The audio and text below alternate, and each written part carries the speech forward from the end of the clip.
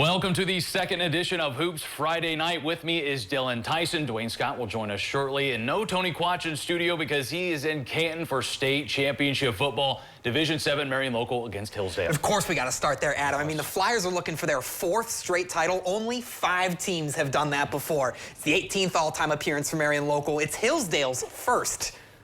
And it's a chance to extend their Ohio record winning streak to 64 games. And I hope this Hillsdale team enjoyed the days and hours leading up to their first title game appearance, because Marion Local showed them what Midwest Athletic Conference football is all about immediately. First quarter, Justin Knopf hands off to Parker Hess. The senior finds the end zone with the 4-yard rush. Flyers are up 7-0.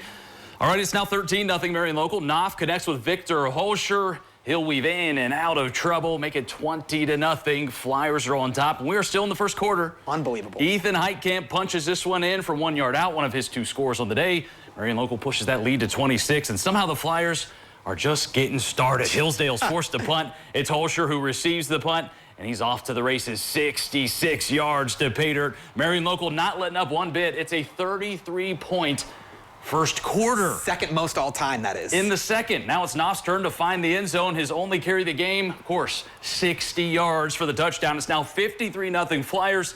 He led the way with 4 rushing touchdowns. Hess led the way, rather. Marion Local pulls away for the 74-0 final score, the second most points scored in a state title game, the largest margin of victory in a title game all time, regardless of division. The senior class goes 64-0, and here's Tony Quach with more from Canton. Records were meant to be broken. In the case of Marion Local football, they continue to do just that. Their 4th straight state championship is their 15th overall. And they end 2024 with their 4th straight undefeated season, their 108th playoff victory, and more importantly, their 64th straight win. Our kids played well, and we were happy about that. We had a goal this week to come over here and play really well, because I told these guys they deserve to play well in this game. The standard is the standard, and that's my job. It's not always fun to hold the line on the standard. Coach Goodwin does a great job of coaching us. I mean, he's just a tremendous coach in everything he's done. And every week his standard is win, win, win, and, win and have fun. That's all it is. And when you win, you have fun. I mean, right now I'm having fun. I mean, 64-0, I've had a blast, and it's been great.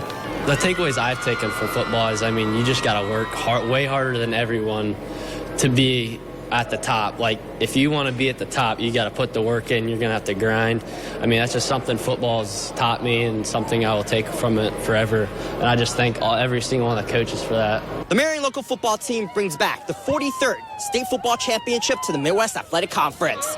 And the Coldwater Cavaliers have a chance to add on to that total when they compete in the Division 6 state title game on Saturday. For now, we'll throw it back to the studio. Reporting at the Hall of Fame Stadium in Canton, Tony Quach, your News Now Sports. Thank you, Tony, and congratulations to Marion Local. And like Tony said, we'll have full coverage from tomorrow's Division 6 matchup between Coldwater and undefeated Kirtland. But right now, let's go to basketball, starting at Lima Senior's season opener. And we go straight into the Toledo City League. A little action here. The Bousher Blue Racers, they come to Lima Senior. It's the Spartan season opener. Like I mentioned, and Bousher is out to an 0-2 start to their year. First bucket of the season comes courtesy of Jaquel Cotton from the corner. Knocks down this 3. He led everyone on the night with 25 points. Next possession, Willie Foster from 3, straight away. Good. We're off and running here. Next possession, Foster, 3. He had 11 points. You see where this night is headed. Now defense turned to offense. Amari Addy with the steal up to Deshad Greer, who goes glass ahead of the defense. It's now 33-8 in the first quarter. And in the second quarter, the Sean Foster show. First out in transition, 2 hands, getting up to get down. It's 49-13. Guys, I hate to eliminate the rest of the games tonight, but I think we have our play of the week. Off the steal, Foster. Oh, watch your head. The sophomore off his own bounce, windmill, like you said, Dylan, in a game. They led 65-19 at the half. Lima Seniors 1-0 and 87-44 final to open up league play. And speaking of season openers, another debut tonight in Wapakoneta, the Skins hosting Bowling Green. Now, Wapak graduated more than half of last year's roster following a 12-win season, so it's a new chapter for fifth-year coach Trey Elkert. Certainly, though, not the start they wanted. Bobcat Josiah Shannon's three ball has BG out to a 10-4 lead, but Wapak not out of it. Late first quarter, lob it up to junior Ryan Richardson. He gets the hoop and the harm. The Redskins back within 3. Second quarter now, Wapak looks to keep pace. This time, it's Caleb Adams off the glass. Physical game, Skins down 17-13, but a bit of a run now for Bowling Green. Wide open on the perimeter. Antoine Lawrence, nothing but net for 3. Wapak down 11, but just before the break, Richardson answers with a tray ball of his own. Redskins trail 24-18 at half. They erase the deficit to avenge last year's loss with a 50-40 win. Now we go back to Allen County with Dwayne Scott. A thrilling rematch in Spencerville tonight. Yes, Dylan. Last season, the game between Elida and Spencerville came down to the wire, with the Bulldogs winning by just a point, 56-55. Tonight, the Bulldogs look to do it again as they travel to Bearcat Country in our Spotlight Game of the Week. This Hoops Friday Night Spotlight Game is presented by Midwest Electric Incorporated.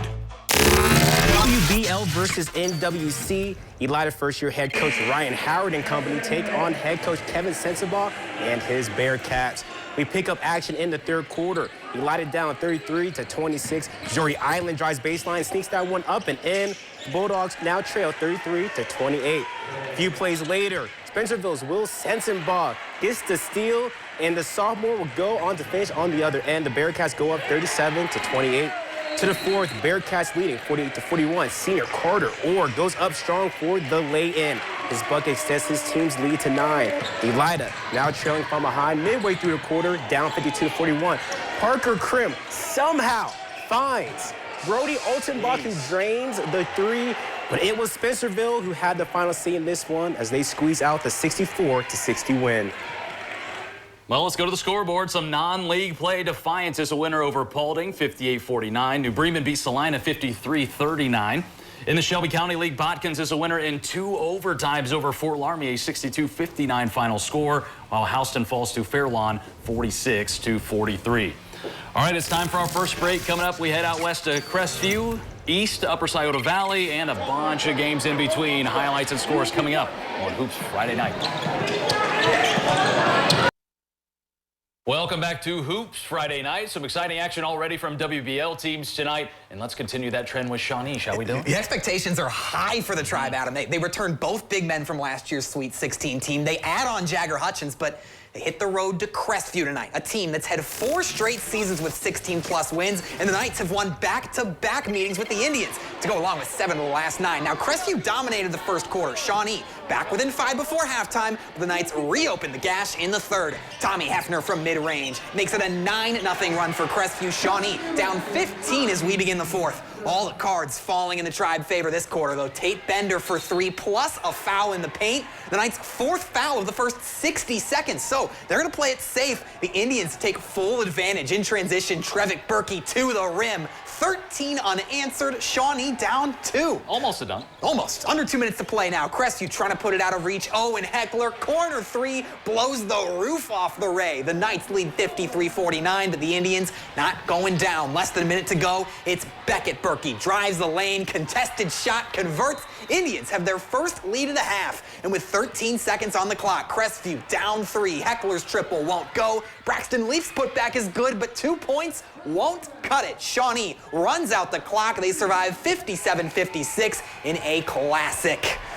And just down Route 30, Van Wert playing host to Parkway. The Cougars looking for their first win after a tough 1-point loss to St. John's. Panthers last season snapped a 3-year drought when they beat this team. Van Wert looking for vengeance. First quarter, 1-point game. Keaton Welsh says, whoop! Not so fast, dodges the blocker. Cougs lead 10-7. But seconds winding down in the quarter, Parkway looking for an opening. Jacoby Triplett takes the shot and drills it at the buzzer. Panthers first lead 11-10. Now these teams just trading blows. Parkway back down 1. Wyatt Carpenter using his frame, working the post, puts the Panthers back on top. But yet another lead change upcoming. How about the physical putback by freshman Xavier Kelly? Van Wert gets in the win column, the first for head coach Jeremy Best, 53-47. Cam Elwer and the St. John's Blue Jays welcome in the Kalida Wildcats, who look to bounce back from their defeat at the hands of Arlington. In the first quarter, Wildcats trailing 14-10. Jackson Schrader picks out Nathan Colley, who pivots and rises for the 2. That cuts the deficit down to 2. A few moments later, 19-12 ball game, Kalida senior Jacob Siebenek lets the 3 fly and splash. Kalida still find themselves down for 19-14. Now to second quarter, here come the Jays. Braden Klaus drives and kisses it off the window. That gives DSJ the 21-15 lead. And following that up, it's St. John's Cam Elwer. Out on the break, the junior freight train will go coast to coast for the lay-in. Coach Elwer gets his 250th career win as St. John's wins their home opener 70-58. Staying out west-ish for more non-conference play. Jefferson falls to Fairview 50-43. Fort Jennings tops Antwerp by 10, 59-49. Continental falls to Hicksville 50-30, your final there, while the Ayersville Pilots drop to Patrick Henry 57-42. All right, familiar foes matching up tonight as Temple Christian visits Allen East. Since 2008, this series is a 9-9 split between the two, with Allen East winning the last 6 meetings. The Mustangs coming out hot to start the game. Ball moving outside leads to an open look from beyond the arc. Ethan Young, the 3, sinks it. Allen East is up 3-0. Later in the first we go. Temple having success in the paint on both sides of the ball. Isaiah Kaiser with the up and under move there to make some room. The basket makes it 12-6. Mustangs on top. Fast forward to the middle of the second quarter now. Pioneers speeding up the pace. The pass to the corner. Nolan Wright for 3. That's good. Temple Christian ties it up at 14. Allen East timeout. And just before the half, Mustangs need a bucket. Check out the smooth pick and roll action. Braylon Schultz, Hunter Nichols. Great look for Allen East as they get the dub over Temple Christian tonight, 54-47. They improve to 2-1. NWCC meets WBL as St. Mary's makes the trip to Perry to take on Coach Thomas Nolte and the Commodores. The Rough Riders are 8-1 in their last 9 matchups against Perry. Starting in the third, St. Mary's keeping their foot on the pedal. Caden Geiger drives baseline and kisses it off the glass for the layup. Rough Riders are up 20. Commodores needing to get something on offense. Caden Harrison drives baseline, feeds it to Teese Watkins. He sinks the floater there to cut into that St. Mary's lead. It's 38-14. Nice play here now with less than 5 seconds left in the third. Brennan Steger gets the inbound pass, dribbles down, takes the 3, and beats the buzzer. The team captain with the buzzer beater 3 to end the third. Late in the game now, Perry trying to find some offense to build on. The pass goes down to Isaiah McFadden. He'll knock down the triple, but too little, too late for the Commodores. St. Mary's gets the road victory over Perry tonight. Final score 54-19. Yeah, we're working our way all through the NWCC, Adam, as Waynesfield Goshen host their Auglaize County rivals, New Knoxville. Tigers have won 2 of the last 3 meetings against the Rangers, who won this game last year, and then before that, just 20 in a row. Ah, yes. New Knoxville comes out hungry in the first. They grab their own miss, try to get the second to go. They do. 2-0 Rangers early. A couple possessions later, the New Knoxville pass tipped, but it's to a wide-open 3-point try. Bangs it through. A 7-0 start and still not finished. Next trip down, they take it inside with a nice hop step finish. 9-0 run to start the game for the Rangers. Timeout Tigers. Out of the break, WG coming to life. The 3 from the corner is nothing but twine. That stops the Rangers' run. Later in the quarter, the Tigers get the offensive board, put it back in. WG within 8. This game needs overtime, but New Knoxville survives 61-52. Rangers are 500 for the first time in 7 years. Since 2005, the Lakeview Lancers are 4-11 against the USV Rams, including dropping the last 3 games. Tonight, they look to change that narrative on the road. In the third quarter, Lakeview's Chase Overholt from behind the line. Book it. That makes it 36-32 Lancers, but the Rams answer right back. Caden Lowry drives and dishes it to Mason Thompson for 2. That makes it a 1-possession game. Back and forth we go. Next possession for the Lancers. Max Hammonds with the floater, and that will fall. Lakeview back up by 4, 30-34, but USV will respond. Xander Coyle gets it at the free throw line and connects on the fadeaway J. Rams back within 2, and Lakeview brings it right back. Gavin Evans with a nice feed inside. Cody Hamilton finishes the play. That makes it 40-36 Lancers as Lakeview winds up pulling away, winning 69-57. Some BVC ball now. Pandora Gilboa is a 51-46 winner over Elmwood. Arlington against the NWCC's Corey Rawson. Red Devils win at 67-23. Back to BVC ball. Lipstick earns the victory over Riverdale 59-43, while Ada drops Van Loo 67-60. All right, it's time for our final break. Coming up, we'll head back to the Blanchard Valley Conference. Liberty Benton, Macomb, Arcadia. Highlights and scores straight ahead.